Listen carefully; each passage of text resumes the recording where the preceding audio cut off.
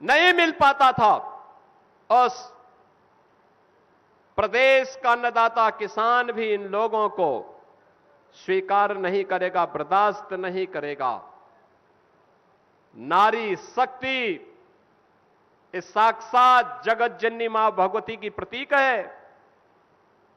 वह तो खर और दूषण और चंड और मुंड से बहुत अच्छी तरह निपटना जानती है। वह तो कतई स्वीकार करेगी ही नहीं, क्योंकि वह इस बात को भूलती नहीं है। जब समाजवादी पार्टी की चर्चा होती है तो देखती है, लोग कोई ना कोई ट्वीट कर लेता है, कह देता है, देख सफाई बिटिया घबराई। यही तो होता था प्रदेश में, यही होता था। बहनों और भाइयों, नया भारत और नया उत्तर प्रदेश आज अपने सम्मान और स्वाभिमान के साथ खिलवाड़ करने वाली लोगों को बख्शता नहीं है। विकास और विरासत के साथ कोई समझौता नहीं करता है। जो भी प्रस्ताव मेरे पास उन्नाव के आए हैं, उन सभी प्रस्तावों को हमने प्राथमिकता के आधार पर लिया है और हमने कहा, देखो पैसे की कमी नहीं, अरे उत्तर प्रदेश में तो साक्षात प्रभु श्री राम का आशीर्वाद बरसता है, बांके बिहारी वृंदावन की कृपा बरसती है। उत्तर प्रदेश पर तो बाबा विश्वनाथ की कृपा बरसती है और मां गंगा का आशीर्वाद भी हम पर बरसती है। उत्तर प्रदेश कैसे बदहाल हो सकता है? आज उत्तर प्रदेश दंगा मुक्त, कर्फ्यू मुक्त प्रदेश। अब कोई उपद्रव नहीं करता है। अब उत्सव पूर्व उपद्रव नहीं हो सकते। कोई पर्व और त्योहार उठाइए आप, जो पर्व और त्योहार एक गरीब के लिए उत्सवपूर्ण माहौल लेकर आते हैं, उसके चेहरे पर खुशहाली लेके आते हैं, और इसी पर्व और त्योहार के बहाने वो बेचारा गरीब अच्छा कपड़ा पहन लेता है।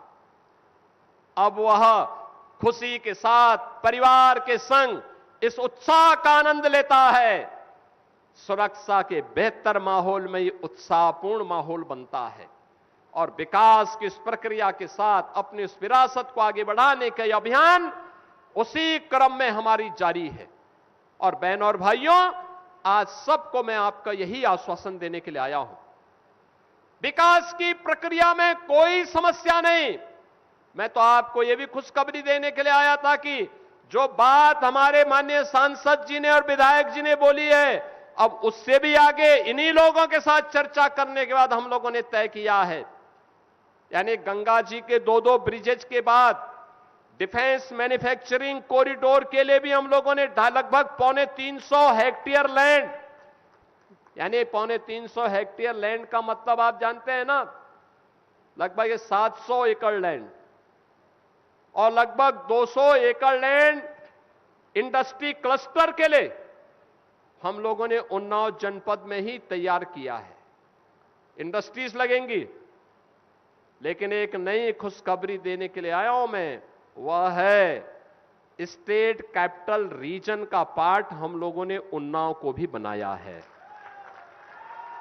स्टेट कैपिटल रीजन का मतलब अब जो विकास लखनऊ में होगा वो केवल हजरतगंज तक सीमित नहीं होगा।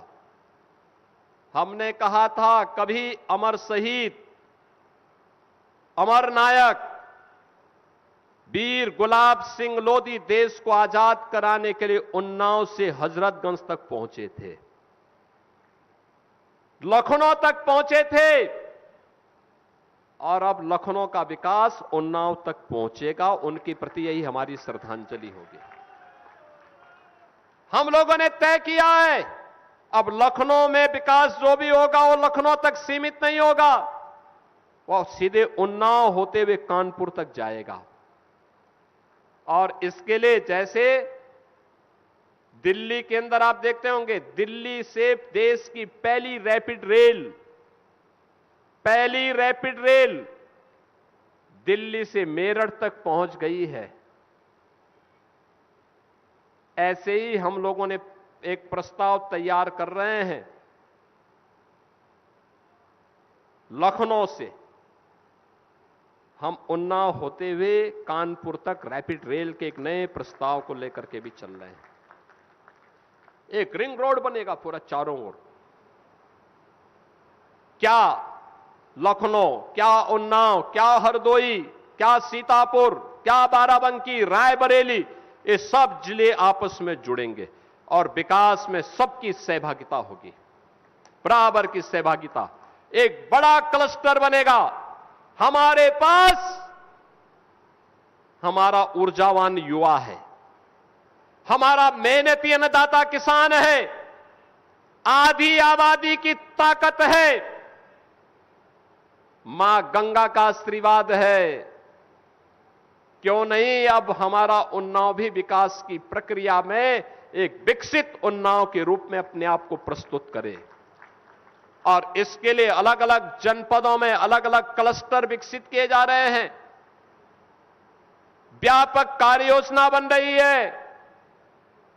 वर्ल्ड क्लास इंफ्रास्ट्रक्चर विकसित करने की तैयारी चल रही है। विकास की योजना केवल आज को ध्यान में रख करके नहीं, आगामी 100 वर्षों की कार्य योजना लेकर के चला जा रहा है कि 100 वर्ष के बाद भी वर्तमान जो उस समय की पीढ़ी होगी, वह पीढ़ी जब सोचेगी कि डॉक्टर स्वामी सच्चिदानंद साक्षी जी महाराज यहां के सांसद थे, उस समय के यहां के विधायक, हमारे जो भी जनप्रतिनिधिगण हैं, इनके बारे में कि पंकज गुप्ता उस समय यहां के विधायक, यहां उन्नाव के विधायक थे। 100 वर्ष के बाद भी जब बोलेंगे कि भगवंत नगर में कभी हृदय नारायण दीक्षित जी ने, कभी आशुतोष शुक्ला जी ने नेतृत्व किया, तो उस समय याद करेंगे देखो ये विकास की कार्य योजना का काम इन्होंने ये आधारशिला रखी थी। ऐसे ही जैसे गंगा एक्सप्रेसवे बन रही है। गंगा एक्सप्रेसवे देखा ना, देश की सबसे बड़ी एक्सप्रेसवे है ये। कोई चलेगा एक बार तो उसको लगेगा कि कैसे एक्सप्रेसवे में ग्लोबल स्टैंडर्ड को लागू किया जाता है। उसकी राइडिंग क्वालिटी वही है जो दुनिया के अंदर सबसे अच्छी सड़क की होगी, वह गंगा एक्सप्रेसवे में आपको देखने को मिलेगी। और उन्नाव भी उसके साथ जुड़ा हुआ है। उन्नाव भी उसके साथ जुड़े। इसीलिए जब हमें उद्घाटन करवाना था तो हमने किसी और जगह नहीं करवाया, प्रधानमंत्री जी को उन्नाव और हरदोई के बीच में आमंत्रित किया। और मैं उन्नाव के वासियों का हृदय से धन्यवाद दूंगा कि प्रधानमंत्री जी के स्वागत के लिए उन्नाव के लोग बड़ी खुशी के साथ आए। आप देखो कितनी अच्छी कनेक्टिविटी हो रही है आपकी। यूपी जैसे राज्य में इंफ्रास्ट्रक्चर हो, आज एक्सप्रेसवे पर यूपी का एकाधिकार है। एयर कनेक्टिविटी में यूपी का एकाधिकार है। सबसे बड़ा देश का एयरपोर्ट आज नोएडा इंटरनेशनल एयरपोर्ट प्रारंभ हो गया है जेवर में। ये यूपी की एक ग्रोथ इंजन की स्टोरी बनने जा रही है। भारत के विकास में यूपी के योगदान के बारे में आगे निरंतर कार्य करेगा। बहनों और भाइयों, उस नए विकास की प्रक्रिया के साथ जोड़ने के लिए उन्नाव को आज मैं यहां पर उपस्थित हुआ हूं। अभी तो हमने केवल 2 ही विधानसभा की ली हैं। अभी ऐसे ही अन्य विधानसभा क्षेत्रों में भी हम लोग लगातार दौरा करेंगे, विकास की योजनाओं को लेके आएंगे। कुछ का शिलान्यास, कुछ का उद्घाटन निरंतर होगा। विकास की प्रक्रिया तेजी के साथ आगे बढ़ेगी। लेकिन इसका श्रेय मैं आपको देता हूं। आपने अच्छे लोग चुनकर भेजे हैं, इसलिए अच्छा विकास हो रहा है। अच्छे लोग चुन करके जा रहे हैं, इसलिए विकास हो जा रहा है। अगर विकास में बाधा थी तो गलत लोग जब चुन के जाते थे, गलत लोगों की सरकार बनती थी, उनकी सोच संकुचित थी। याद करिए, एक सोच वह थी जो सफाई को ही प्रदेश मान लेती थी, सफाई को ही प्रदेश मान लेती थी। और एक मोदी जी की सोच है, पूरे भारत को ही उन्होंने अपना घर माना है। और भारत के 140 करोड़ लोगों को अपना परिवार माना है। हम लोगों के लिए लोग बोलते हैं, मैं कहता हूं भी देखो, मेरे लिए तो उत्तर प्रदेश ही घर है और उत्तर प्रदेश की 25 करोड़ जनता ही मेरा परिवार है।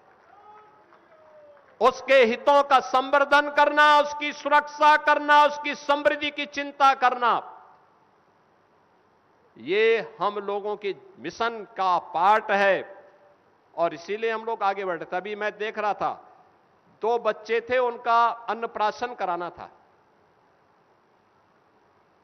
साक्षी जी ने कहा कि बच्चे रो रहे थे पहले, लेकिन जब हम लोग गए तो बच्चे मेरे पास आए। जैसे हम सामने पहुंचे, उन्होंने रोना बंद कर दिया। साक्षी जी बोले, रो नहीं रहे हैं? मैंने कहा उन बच्चों को पता है, क्योंकि बच्चे तो ईश्वरीय देन होते हैं, साक्षात ईश्वर के प्रतीक होते हैं। मैंने कहा उनको मालूम है कि अब आ गए हम सुरक्षित हैं, भविष्य सुरक्षित है। अब भविष्य सुरक्षित ही नहीं, ये पीढ़ी जब सुरक्षित है तो देश के भविष्य को और सुरक्षित करके प्रधानमंत्री मोदी जी के विजन को लोग आगे बढ़ाने में सक्षम होंगे। और बहनों और भाइयों, उसी आश्वासन के साथ आप सभी को मैं आश्वस्त करने के लिए आया हूं कि उन्नाव को विकास की इस प्रक्रिया के साथ बिना रुके, बिना डिगे, बिना थके, बिना झुके आगे बढ़ने की तैयारी करनी चाहिए। और मैं आपको आश्वस्त करता हूं, विकास के कार्य के लिए पैसे की कमी नहीं पड़ेगी। डबल इंजन सरकार पूरी मजबूती के साथ उन्नाव के साथ खड़ी है, यहां के युवाओं के लिए खड़ी है, यहां की आधी आबादी के लिए खड़ी है, यहां के गरीबों के उत्थान के लिए खड़ी है और अन्नदाता किसानों की खुशहाली के लिए खड़ी है। इसी विश्वास के साथ मैं 570 करोड़ रुपए की इन परियोजनाओं को इन दोनों विधानसभाओं को अर्पित करता हूं। मैं इस अवसर पर वीर शहीद गुलाब सिंह लोधी जी की स्मृतियों को नमन करता हूं। उनकी स्मृति में जो पुलिस ट्रेनिंग स्कूल है, आज उसकी क्षमता को हम दोगुना करने में सफल हो चुके हैं और उस वीर नायक के प्रति यह हमारी श्रद्धांजलि है। इस विश्वास के साथ आप सबके प्रति मेरी मंगल में शुभकामनाएं। धन्यवाद। जय हिंद, जय जय श्री राम। और इसी के साथ एक बार जोरदार तालियों के साथ आइए अभिनंदन वंदन स्वागत करते हैं परम आदरणीय श्रद्धेय यशस्वी माननीय मुख्यमंत्री जी का कि अपने बहुमूल्य पलों में से कुछ लम्हे निकालकर हमारे जनपद उन्नाव को हमारी ये विशेष सौगात उपहारों का ये तोहफा भेंट किया। बहुत बहुत आपका आभार कि आपका प्यार भरा साथ इसी तरह से हमारे जनपद। सुनील सिंह कटियार जी मंच पर हैं इस समय, लेकिन मैं देख पा रहा हूं कि आपकी तालियां लगातार हल्की होती जा रही हैं। इस सभागार में प्राकृतिक